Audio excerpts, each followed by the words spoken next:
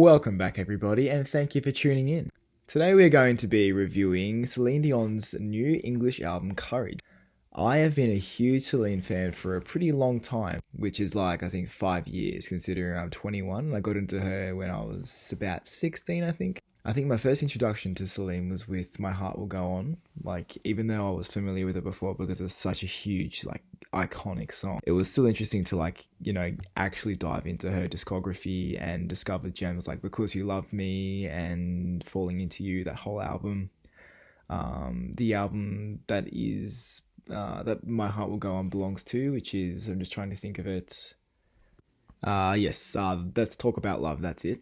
Before this album came out, I was going to revisit her complete discography with her French albums included, but I just didn't get around to it. So I listened to a few songs off the albums, but just didn't get a chance really to listen to them all. But it is on the agenda, But nevertheless, let's dive into this album. I think this album is pretty good. I think it is a little bit too long. I really admire her strength and her courage.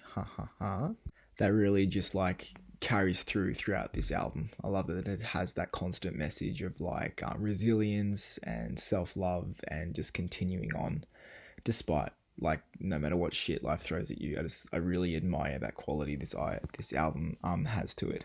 The opening track, Flying on My Own, it's a good song, but I just think the production is a little bit dated. I jam to it at the moment, but I feel like I will get tired of it pretty soon. The second track, Lovers Never Die, is a great song, to be honest. It's very catchy. It's got like an interesting kind of melody, and I can see myself jamming out to it in the summertime, which is like coming up in Australia. Falling in Love Again is one of many ballads on this album. It's very beautiful, and it has a quality to it that I just really appreciate. Again, I really appreciate her her honesty in this album and her willingness to share. Because I know how close she was with her husband Renee. I think that's his name, Daddy.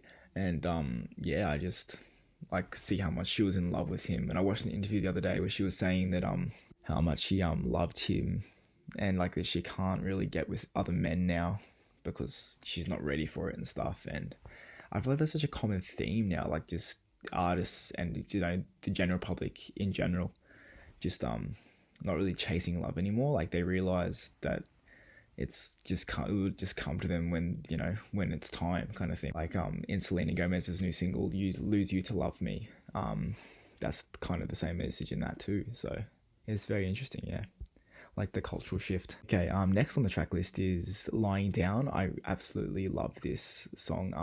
I love the pre-chorus, how it goes, I don't need no one who makes me feel so bad. I love that, the lead up to the chorus, and then it's such a punch with the chorus too. Yeah, it's lovely. Courage is exceptional. The new video is very emotional too. Yep, just that persistent message of resilience and strength that I really admire and appreciate about Celine. And she's also such a funny fuck too. Like any interview she's in, she just owns it. Next we have Imperfections, probably my favorite on the album, even though it is the lead single.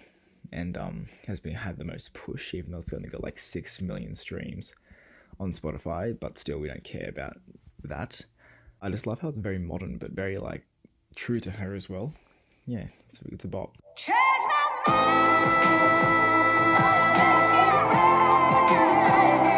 Did you hear that belt? Yes, Change My Mind is a confirmed bop. Like seriously, it's so good. That belt is just...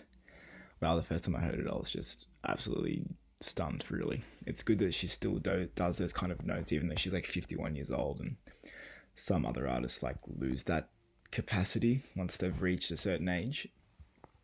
No shade, it's just true. But yeah, I'm just glad that she still can hit those kind of notes, so yeah. Next up is Say Yes. That's I wouldn't say filler, but it's got to grow on me. Same with Nobody's Watching, even The Chase, really. Like, I've listened to the album a couple of times now. Those ones really haven't stuck with me for some reason.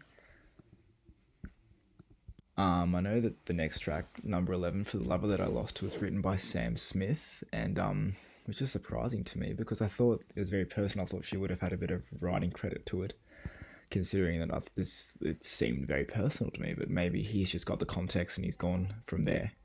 and written her an epic kind of like tribute for Renee. Yeah. The next song is called Baby. It's a bit of a bop. I've seen some reaction channels standing for it for some reason, even though it's like considered not as strong with the core fan base as I've seen.